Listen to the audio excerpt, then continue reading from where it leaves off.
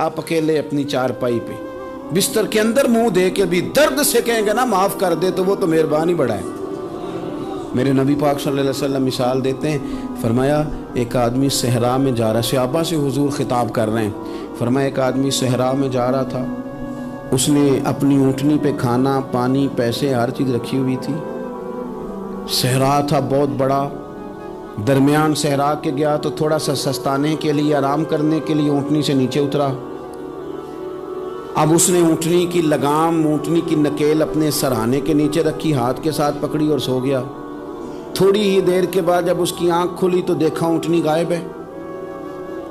صحرا میں وہ پیدل نہ آگے جا سکتا ہے نہ پیچھے جا سکتا ہے، نہ دائیں نہ بائیں، کھانے کو روٹی نہیں، پینے کو پانی کا قطرہ نہیں، تھوڑا ادھر بھاگا ادھر بھاگا، تھک گیا۔ کریم محبوب فرماتے ہیں وہ پوری طرح نڈھال ہو گیا اور مایوس ہو گیا، معاذ اللہ، مایوس ہو کے دوبارہ اسی جگہ آ کے لیٹ گیا جہاں پہلے لیٹا تھا، انتظار کرنے لگا کہ اب موت ہی آئے گی، آخری وقت ہے، اب نہ میں پیدل یہ صحرا کراس کر سکتا ہوں، نہ پیچھے جا سکتا ہوں، نہ کھانا ہے نہ پانی ہے، سوائے موت کے کوئی سہارا نہیں۔ حضور فرماتے ہیں وہ رستے میں دوبارہ لیٹ گیا، اچانک اس نے رخ بدلا تو اونٹنی سامنے کھڑی تھی۔ حضور نے صحابہ سے پوچھا بتاؤ نا اسے بھلا کتنی کو خوشی ہوگی؟ یا رسول اللہ جی سے نئی زندگی مل گئی ہے۔ آپ دیکھیں نا سارے ڈاکٹروں نے کہہ دیا کہ اس کے تو گردے معدہ جگر ہر چیز ختم ہے، گھر لے جاؤ خدمت کرو، ہر طرف پریشانی ہے۔ وہ بندہ بھی سمجھ گیا ہے کہ آخری وقت آ گیا، کل جاؤں پرسوں جاؤں، تیاری ہو گئی، سب لوگ آ گئے، باہر والے بھی آ گئے، یہ ماحول ایک عجیب رنگ اختیار کر گیا۔ اچانک ایک ڈاکٹر نے آ کے کہا نہیں نہیں غلطی لگ گئی تھی۔ مجھے بتائیے انداز کیا ہوتا ہے؟ بغیر دوائی کے بندہ اٹھ کے کھڑا نہیں ہو جاتا، او میں تو بچ گیا ہوں۔ نبی پاک صلی اللہ علیہ وسلم فرمانے لگے اس کی اونٹنی مل گئی، بتاؤ بھلا اسے کتنی خوشی ہوگی؟ یا رسول اللہ وہ تو دوبارہ دنیا میں آ گیا۔ حضور فرمانے لگے اسے کچھ بھی خوشی نہیں ہوئی۔ جب کوئی رب کا گناہگار بندہ آ کے توبہ کرتا ہے، رب کو اس سے کئی گنا زیادہ خوشی ہوتی ہے۔ میرا بندہ آ گیا، میرا بندہ آ گیا، میرے گھر آ گیا، اس نے آنسو بہائے ہیں، اس نے کہا اللہ میں تیرا ہی ہوں، تیرا ہی رزق کھاتا ہوں، تیری ہی زمین پہ رہتا ہوں، تیرے نام سے میری سانسیں چلتی ہیں۔ وہ آ گیا۔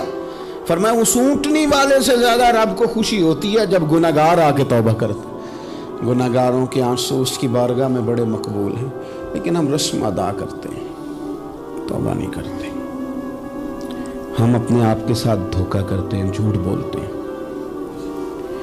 اللہ تبارک و تعالی اپنے بندوں کے حق میں رحمت والے فیصلے کرتا ہے، درگزر والا معاملہ فرماتا ہے۔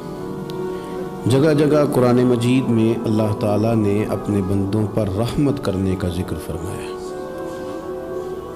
ان اللہ یغفر الذنوب جمیعا، فرمایا بے شک رب تمہارے سارے ہی گناہ معاف فرما دے گا، تم نا امید نہ ہونا، وہ معاف کر دے گا تمہیں۔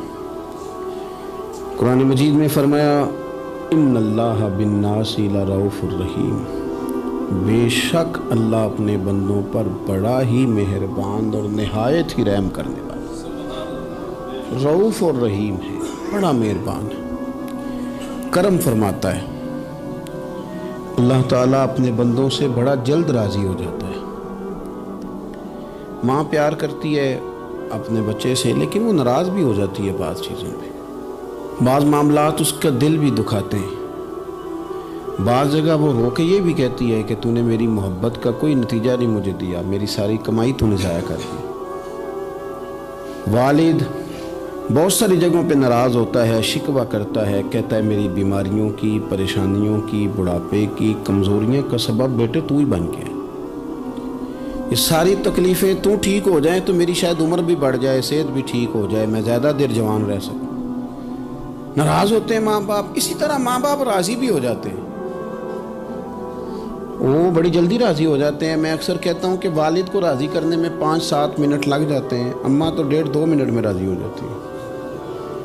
ابا جی کو 5-7 منٹ لگتے ہیں، کئی دفعہ کہنا پڑتا ہے، کوئی دلائل دینے پڑتے ہیں، لیکن والدہ کے لیے تو کچھ بھی نہیں، آپ نیرا جا کے پیروں میں بیٹھ ہی جائیں، کچھ بھی نہ کریں، آپ پورا روئیں نہ رونے والا منہ ہی بن جائے تو اماں تو نرم ہی نرم ہے، جس وقت جو مرضی آپ کرا لیں ہو گیا۔ اللہ تبارک و تعالی بلا مثال و بلا تشبیہ سمجھانے کے لیے عرض کرتا ہوں، اللہ بھی بعض معاملات میں اپنے بندوں سے ناراض ہو جاتا ہے۔ وہ کہتا ہے میں تکبر کرنے والوں کو پسند نہیں کرتا، وہ کہتا ہے فسادی پسند نہیں ہے، وہ فرماتا ہے کہ راہوں میں کجی کرنے والے پسند نہیں ہیں، وہ فرماتا ہے کہ بدعہدیاں کرو گے تو میں صبح قیامت تم سے سوالات کروں گا۔ اللہ تبارک و تعالیٰ بہت ساری چیزوں کو ناپسند کرتا ہے، ناراض ہو جاتا ہے۔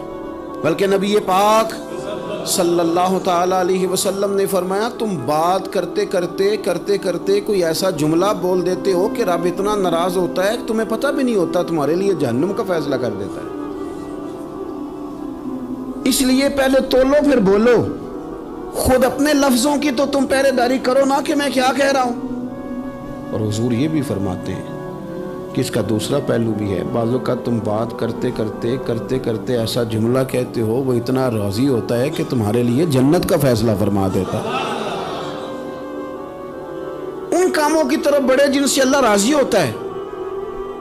میرے نبی پاک صلی اللہ تعالی علیہ وآلہ وسلم نے ارشاد فرمایا، بعض احادیث میں لفظ یہ ہیں کہ اللہ اپنے بندوں کو دیکھ کے مسکراتا ہے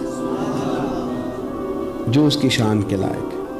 جس ترتیب سے ہم مسکراتے ہیں، جس ترتیب سے ہم روتے ہیں، جس ترتیب سے ہم کسی بات کا اظہار تشکر کرتے ہیں، خدا ان باتوں سے پاک ہے۔ اب بہت ساری حدیثوں میں آیا کہ وہ مسکراتا ہے، تو کیا مطلب ہے مسکرانے کا؟ تو علماء تفسیر نے لکھا ہے مسکرانے کا مطلب یہ ہے کہ وہ بڑا ہی راضی ہوتا ہے اپنے بندے سے، بڑا راضی ہوتا ہے، یہ مطلب ہے۔ ایک تو مسکرانے کا مطلب یہ کہ وہ بڑا راضی ہو گیا، وہ مسکرا دیا اپنے بندے پہ۔ اور ایک اس کا معنی خود نبی پاک صلی اللہ تعالی علیہ وسلم نے بیان فرمایا۔ مسند امام احمد بن حنبل میں حدیث ہے، حضور سید عالم علیہ السلام سے صحابہ نے پوچھا یا رسول اللہ شہید تو بڑے لوگ ہوتے ہیں، شہیدوں میں افضل کون ہے؟ تو اللہ کے حبیب علیہ السلام فرمانے لگے وہ والا بندہ جو ڈٹ گیا تھا کافروں کے مقابلے میں، وہ ہلا نہیں، پوری طرح ڈٹ کے جو لڑا وہ شہداء میں افضل ہے۔ حضور فرماتے ہیں وہ جنت کے بالا خانوں میں سیر کرے گا اور رب اسے دیکھ کے مسکرائے گا، رب اسے دیکھ کے مسکرائے گا، اللہ تعالیٰ مسکراتا ہے اسے دیکھ کے۔ اور اگلے جملے میں حضور نے وضاحت کر دی، فرمایا جب رب دنیا میں کسی پر مسکراتا ہے نا تو اس کا معنی یہ ہے کہ قیامت میں پھر اللہ اسے حساب کو ہی نہیں لے گا۔ جس پر اللہ دنیا میں مسکرا دیا اس سے کوئی حساب، تو وہ کام ڈھونڈنے چاہیے نا جس سے اللہ مسکرائے۔ چھوٹا بچہ بھی ناراض نہ ہو تو وہ چیزیں وہ ڈھونڈتا ہے کہ اس کو کیا پسند ہے، چاکلیٹ لے جاؤں، فلاں چیز لے جاؤں، آئس کریم لے جاؤں۔ تو ایک بچے کے لیے، گھر کے لیے، سربراہ کے لیے اتنی محنت کرتے ہو تو وہ کام بھی ہمیں ڈھونڈ کے تلاش کرنے چاہیے نا جس سے رب راضی ہوتا ہے، اللہ راضی ہوتا ہے۔ بتاؤں وہ کون کون سے کام ہیں؟ نبی کریم صلی اللہ تعالی علیہ وسلم نے ارشاد فرمایا 3 لوگ ہیں جنہیں دیکھ کے رب مسکراتا ہے۔ یا رسول اللہ صلی اللہ علیہ وسلم وہ کون کون سے؟ تو محبوب فرمانے لگے ایک وہ بندہ ساری مخلوق سوئی ہے، آدھی رات ہے، رات کا پچھلا پہر ہے، اس نے اٹھ کے وضو کر لیا، مصلی پہ کھڑا ہو گیا خدا کی یاد میں، فرمایا اسے دیکھ کے رب مسکراتا ہے جو اس کی شان کے لائق ہے۔ مسکراتا ہے اللہ۔ یہ تو سونے کا ٹائم تھا، یہ تو گہری نیند آنے کا وقت تھا، رات کا پچھلا پہر۔ اور سننا میرے بھائی، میرے نبی پاک صلی اللہ تعالی علیہ وسلم فرماتے ہیں جب مسلمان نماز کے لیے صفیں بناتے ہیں نا، ترتیب لگ رہی ہوتی ہے، اب اللہ کی بارگاہ میں کھڑے ہوں گے، قیام کریں گے، رکوع کریں گے، سجود کریں گے، فرمایا جب مومن صفیں بناتے ہیں تو رب دیکھ کے مسکراتا ہے،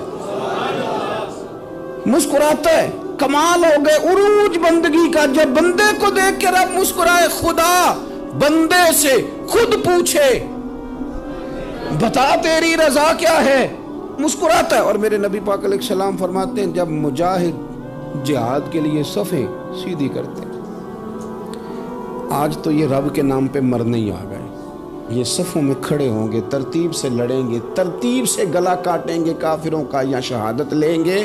فرمایا جب جہاد کے لوگ صفیں بناتے ہیں تو رب انہیں دیکھ کے مسکراتا ہے۔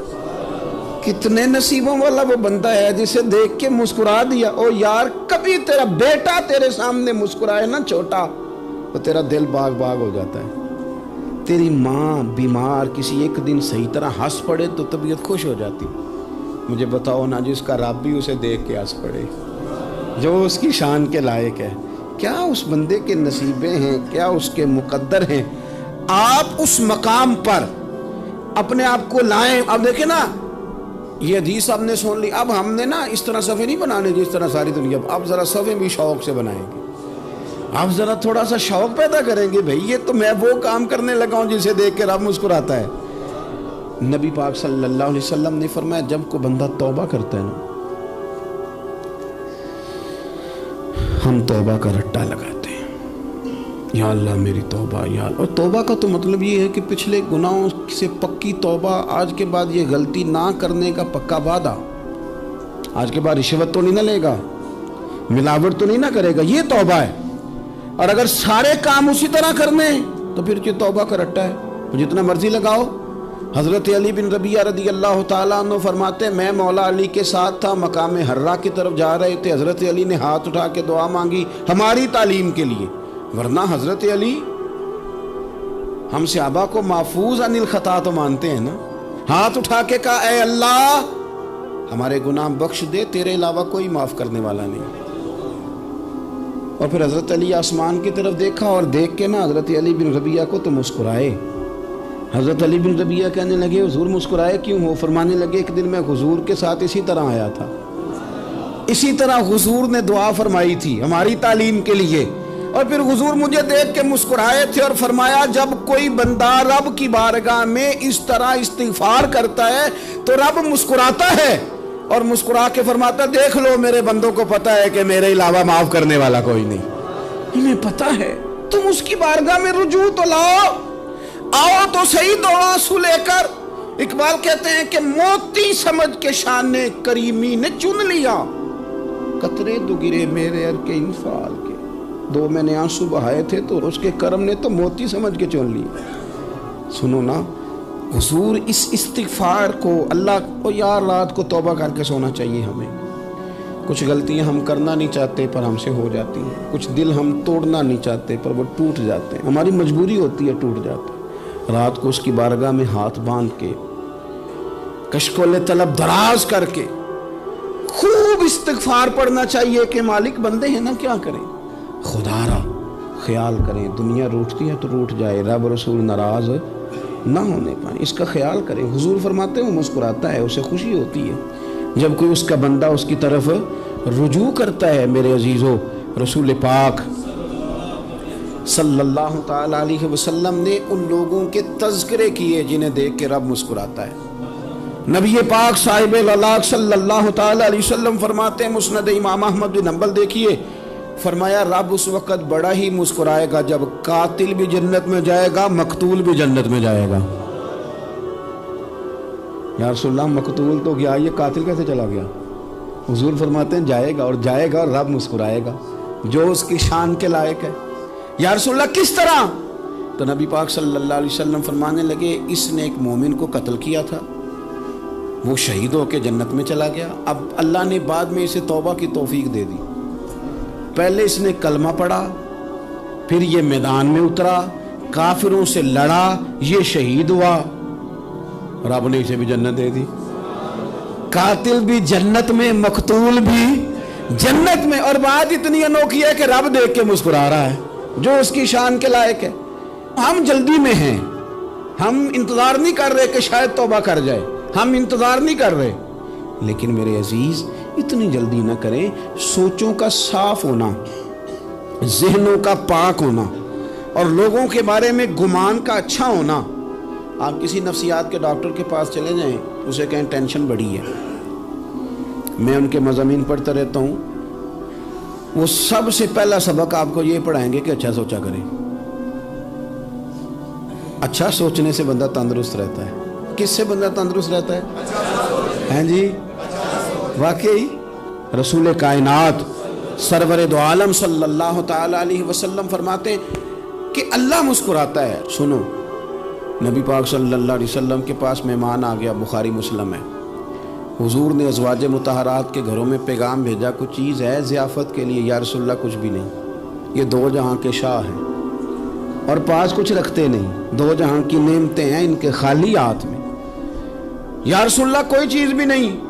हुजूर ने सहाबा के मजमे पे नज़र डाली, या रसूलल्लाह सल्लल्लाहु अलैहि वसल्लम हुक्म हो, तो हुजूर फरमाने लगे तुम में से कोई बंदा है जो इसे घर ले जाए रोटी खिलाए? एक सहाबी उठे फौरन, हुजूर मैं लेके जाता हूँ खाना खिलाता हूँ। फरमाते हैं मेरे घर में सिर्फ बच्चों का खाना था, ये नहीं कि फ्रीजर भरा हुआ है नेमतों से, सिर्फ बच्चों का खाना। ये नहीं कि किसी को देख के अपनी हंडिया पे बर्तन दे लिया, सिर्फ बच्चों का खाना। कहते हैं घर गया, बीवी से कहा क्या कैफियत है? कहने लगी बच्चों की रोटी है। मैंने कहा बच्चे सुला दे, सुबह नाश्ता कर लेंगे। तो कहने लगी आप क्या खाएंगे? तो मैंने कहा ना मैं खाऊंगा ना तू खाएगी, मेहमान जो नबी पाक का है।